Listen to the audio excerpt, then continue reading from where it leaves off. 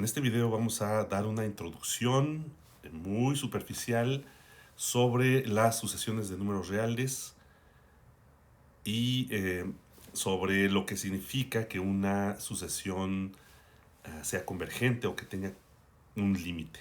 Lo vamos a hacer en un caso muy especial de sucesiones y lo vamos a hacer de esta manera porque este resulta ser un ambiente muy amigable para representar la idea de la aproximación o la idea de la convergencia de un proceso o de un fenómeno de aproximación. Esta idea pues es mucho más global, tiene muchos más matices, muchos otros ambientes en los cuales se puede presentar, y este de las sucesiones pues es uno de los más amigables. Imaginemos que tratamos de resolver un problema, de calcular alguna cantidad interesante, eh, pero las herramientas que tenemos a la mano solo nos permiten aproximarnos a soluciones de este problema.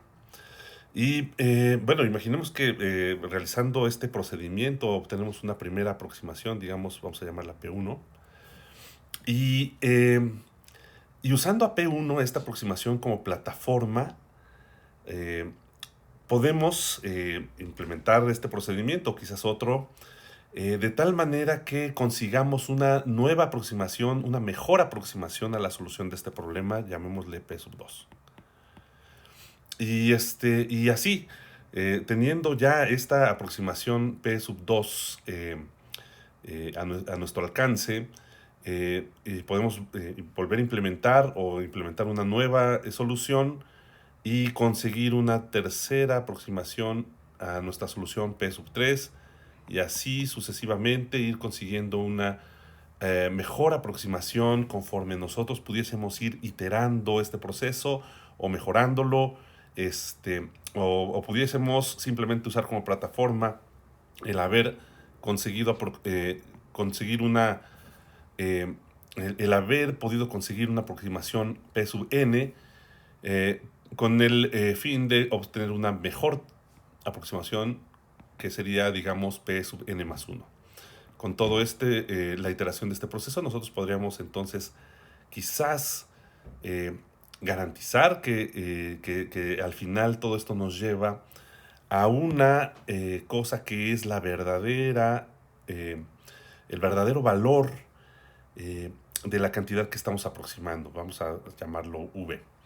Entonces, fíjense ustedes, aquí eh, el proceso o la iteración o la repetición de algún proceso nos recuerda a lo que llamamos recursión cuando estudiamos el conjunto de los números naturales.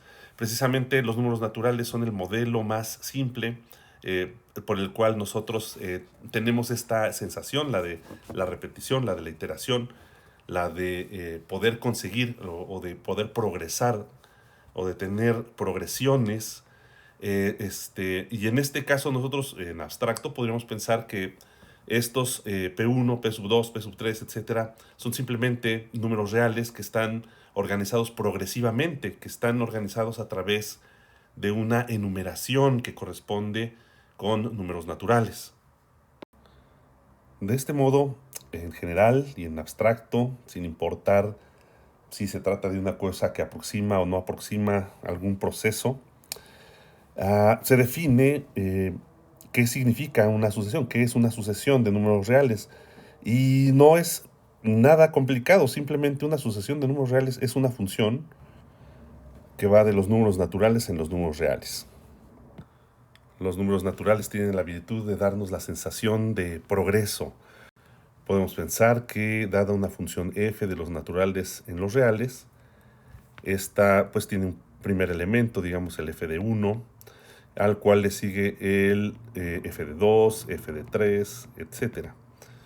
En general, a un término f de n le seguiría el f de n más 1.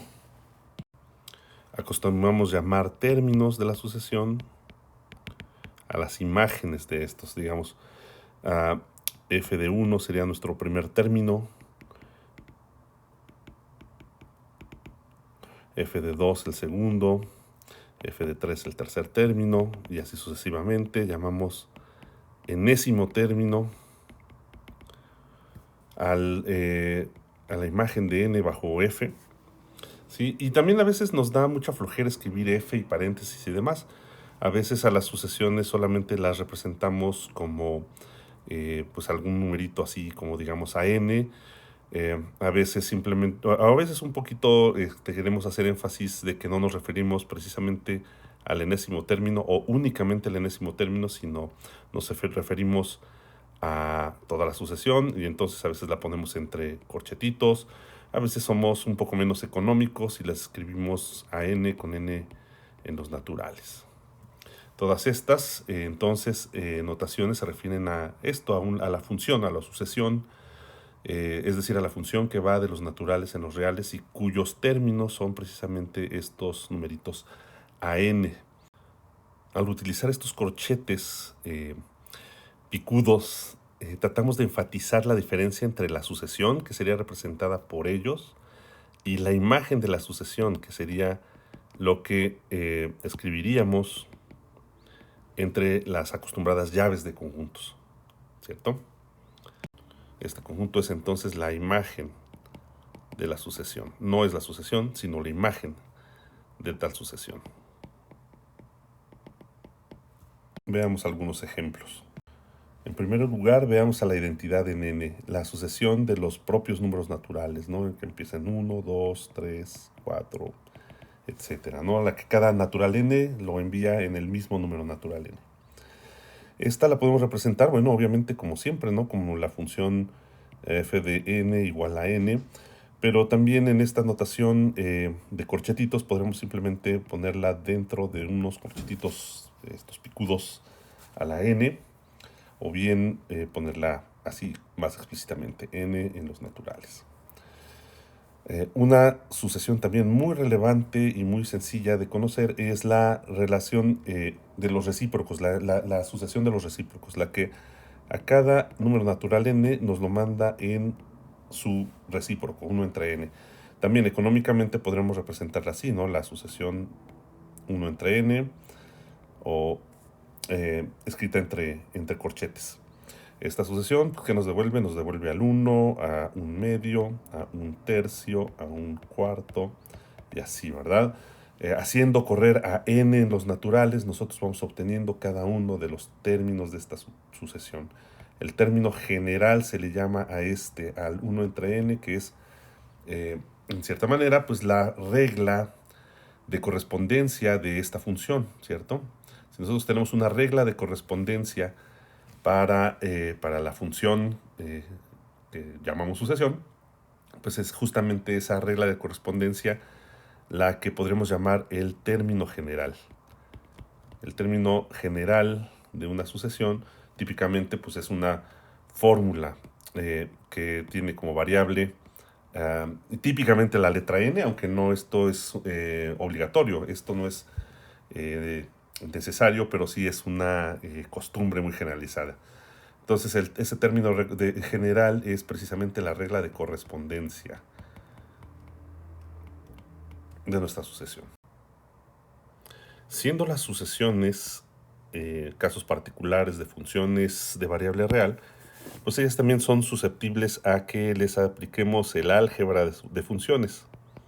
En este caso, el álgebra de sucesiones adquiere sentido si nosotros, bueno, digamos, tenemos dos sucesiones, digamos, los ANs y los BNs, podemos construir, digamos, por ejemplo, la sucesión de los AN más BN, ¿cierto? Simplemente, pues como la suma de las funciones correspondientes, lo mismo con la resta y la multiplicación. Y por supuesto, en el caso de la división, podremos tener una sucesión de lo que resulta de dividir a la sucesión AN entre BN, siempre y cuando nuestra sucesión Bn tenga la propiedad de que los términos son distintos de 0 para todo número natural n. Es decir, todos los términos de la sucesión de los Bns deberían ser distintos de 0. En el caso especial de la composición, hay algunos problemas, porque generalmente las sucesiones de números reales toman valores que no necesariamente son números naturales.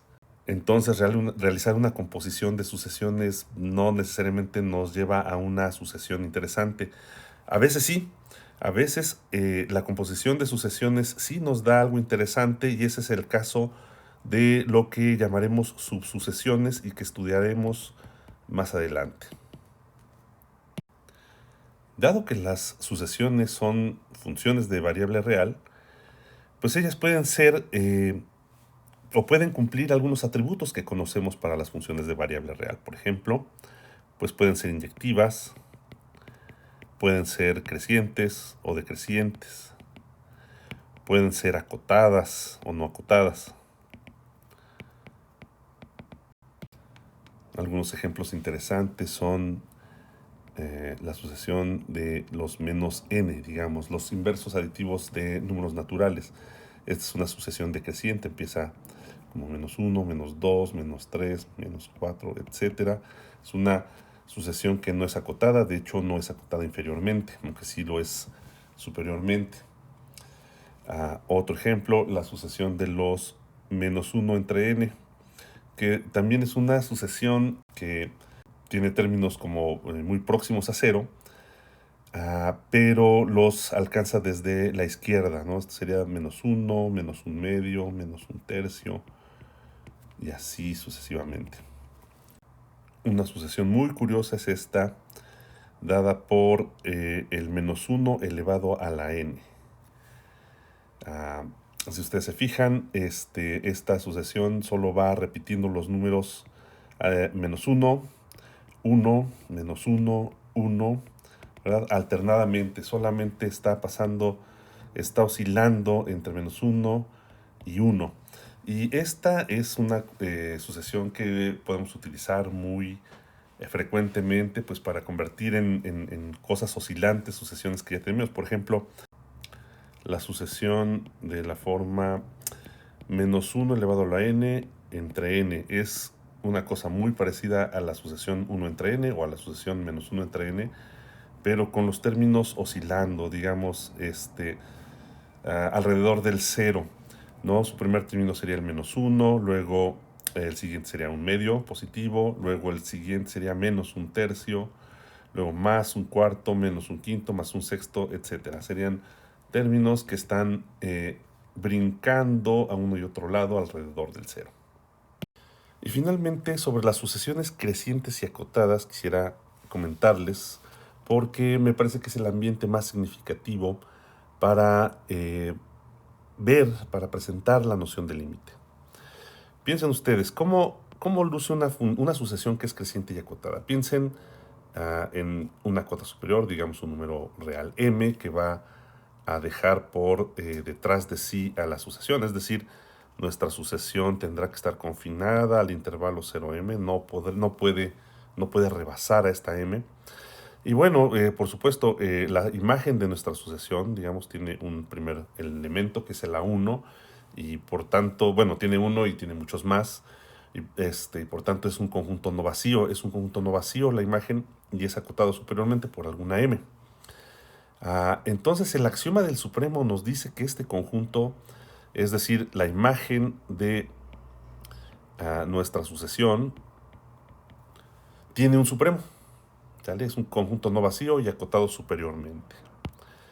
Este conjunto entonces necesariamente tiene un supremo, digamos S.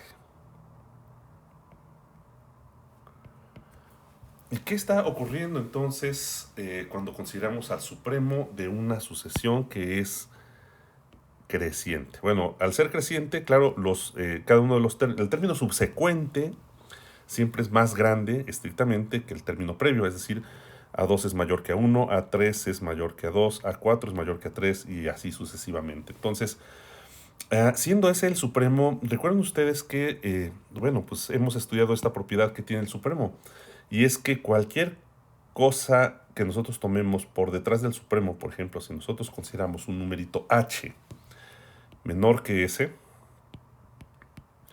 entonces pues este h no es una cota superior para el conjunto, no es una cota superior para la imagen de nuestra sucesión. No es cota superior. Y el no ser cota superior significa que alguien de este conjunto lo rebasa. Es decir, que existe un término de la sucesión que rebasa a h, y ese término, bueno, por supuesto es uno de la forma a subíndice, digamos, alguna n, vamos a poner la mayúscula, ¿sale? Entonces existe una n en los naturales de tal manera que el término a n mayúscula rebasa a h. Pero ese término lo rebasa y también el subsecuente. Bueno, el subsecuente obviamente lo rebasa porque rebasa a AN. AN más 1 está por delante de AN y por detrás de S. Y AN más 2 también, y AN más 3 también. Es decir, la propiedad relevante de esta aproximación es que para cualquier m más grande que la n, el término AM va a estar por delante de H, es decir, que H va a ser menor que este AM y este AM va a ser menor que nuestro S. Entonces va a ocurrir siempre que exista una N con esta propiedad, por muy pequeña que sea la diferencia entre H y S, por muy cercano que sea H a S, si es menor, de cualquier modo va a tener a casi todos, es decir, va a tener a todos los términos de la sucesión, quizás a excepción de los primeros, esta n mayúscula, pero esos primeros son solo una cantidad finita. Es decir, que si nosotros nos vamos un poquito antes de ese, resultará que casi todos los términos de la sucesión están entre H y S.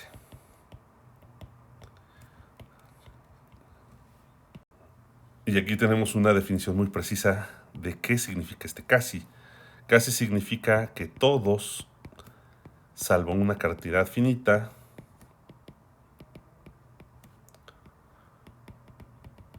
de términos, están entre H y S. Bien, pues esta es una forma muy elocuente de aproximarse. Nosotros podemos decir en este caso, o estar muy convencidos de que se cumple, que los términos de la sucesión se están aglutinando alrededor de esta S, precisamente porque pues casi todos los términos de la sucesión vienen quedando cerquita de S. Si ustedes dan cualquier noción de cercanía, esa noción de cercanía estaría precisamente dada por esta H menor que S, pues nosotros podemos verificar que casi todos los términos de la sucesión están próximos a S, más próximos que H. En una clase posterior veremos qué significa en general, no solo para sucesiones crecientes y acotadas, sino en general para cualquier sucesión, el que ésta se aglutine en torno de algún número real, es decir, qué significa que este número real sea el límite de una sucesión, y haremos muchos ejemplos.